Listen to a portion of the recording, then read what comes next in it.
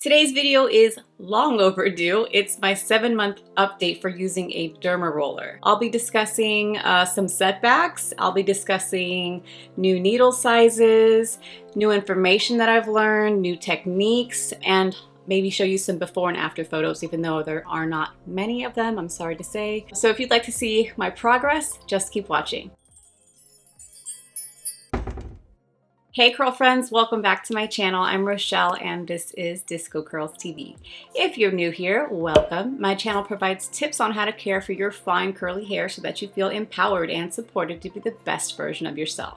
So first, let me talk about some of the setbacks. I was in this program that was like a boot camp, so it kept me really busy and I really became a little lazy when it came to my routine. Not necessarily for the Dermaroller, but the scalp massages, taking my supplements consistently, my pre-poo with the Tropic Isle Living red pimento oil, I ran out of it. I just never replaced it. So yeah, I got kind of lazy, I guess.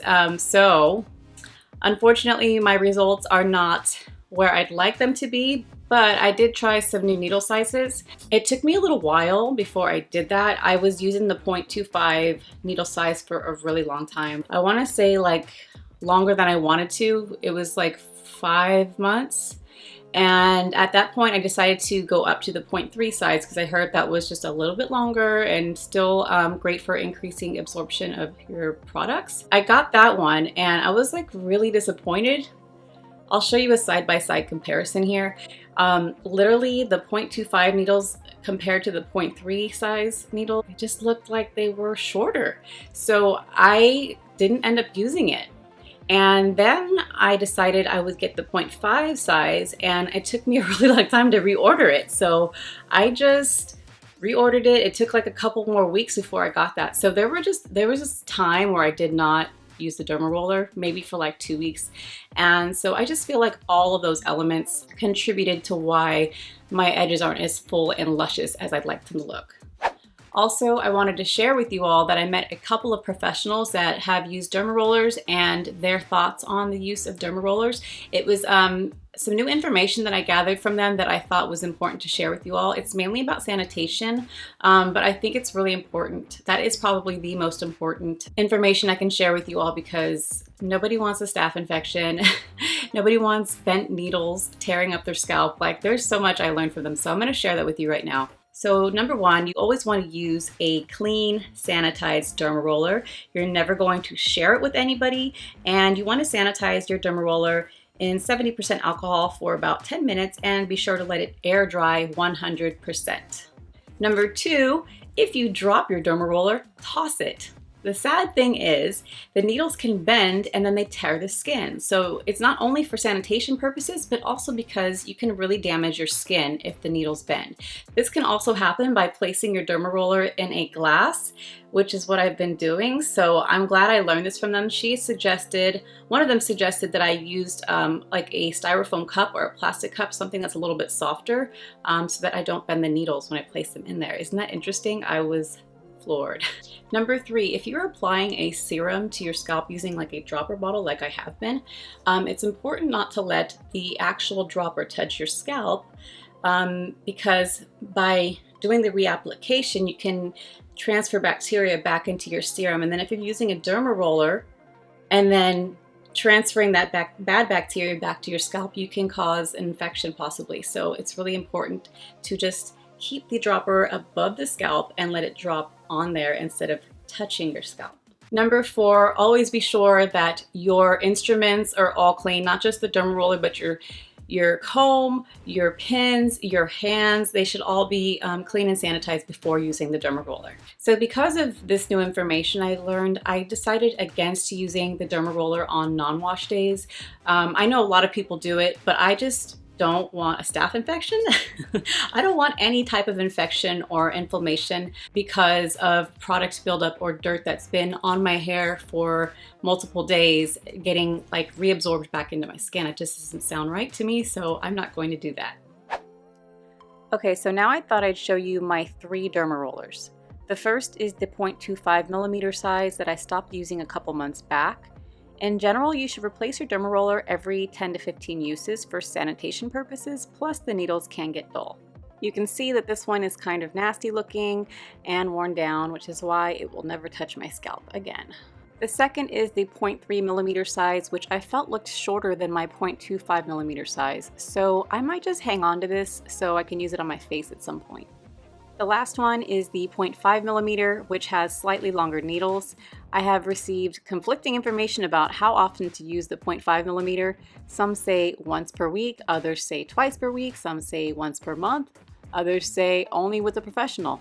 So I just decided to see how my scalp reacted after one use. It didn't have a reaction, so I've been doing it twice per week and only on my wash days. So here are some side-by-side comparisons of the 0.25 to the 0.3mm Dermarollers, and here is another side-by-side of the 0.25mm next to the 0.5mm. You can definitely see that the 0.5 roller on the right has longer needles. Now I'm going to show you how I make my scalp oil mixture. I typically use these three oils, which are peppermint, tea tree, and rosemary oil. Also, I use jojoba as my carrier oil. If you have coarse, denser hair, then you can definitely use castor oil, but I find that's a little bit too heavy for me.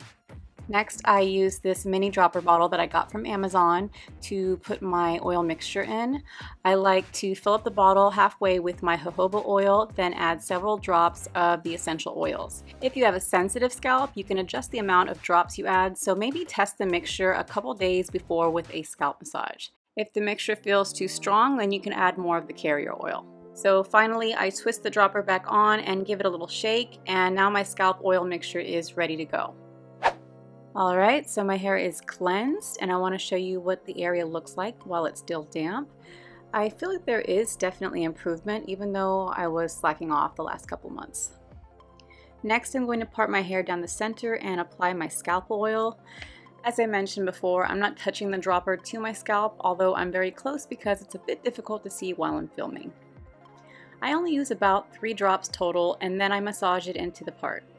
Now I'm using the 0.5mm Dermaroller along the part in the direction that my hair is laying.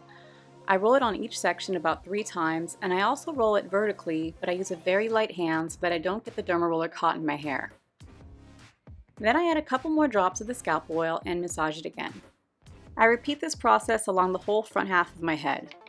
When I get to my problem areas that are really sparse, I do like to roll in several directions because the hair is much shorter and less likely to get caught.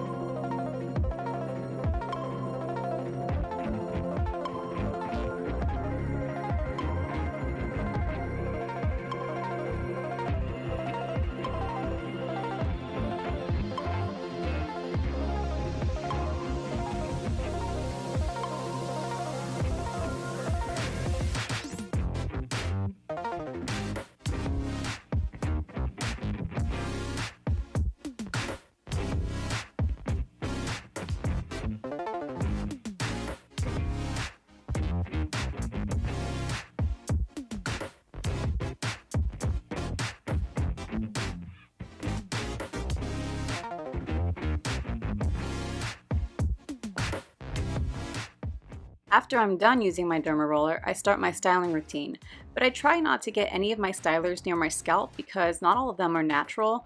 And if you really want to play it safe, you can use the Dermaroller at night, put your hair in a couple of braids, and then re-wet your hair in the shower the next day and apply your stylers however you like. Now I'm going to show you some before and after photos from where I left off in February. I was seeing some real progress and I continued it into March but took 0 photos. So when I got to April, I was really happy. They looked really full and dense and I had some length. It was mid-April that I started slacking again, started traveling out of town, got a little stressed, and I just felt like by the time I got to this week in May, they just looked alright. But if you look at the big picture, I do feel like I've come a long way since October of last year. There are more dense areas on both sides, and I think if I just updated this video with last month's results, there would be more of a wow factor, but this is just how my life goes sometimes. Well, that's going to wrap up this video. Thank you guys so much for watching. If you have any questions regarding using a Dermaroller or my experiences with it, please leave them down below in the comment box. Also, I'll do my best to ask more questions to these professionals to see if they have any new information for me. They did give me some websites to reference, so I will link them down below in the description box as well. If you're new to my fine curly crew, I'd love to have you subscribe so that you never miss another one of my videos. And of course, don't forget to hit the notification bell so that you are properly notified of when I post new content. Thank you so much for watching. Don't forget to like, comment, share, and subscribe, and I'll see you on the next one.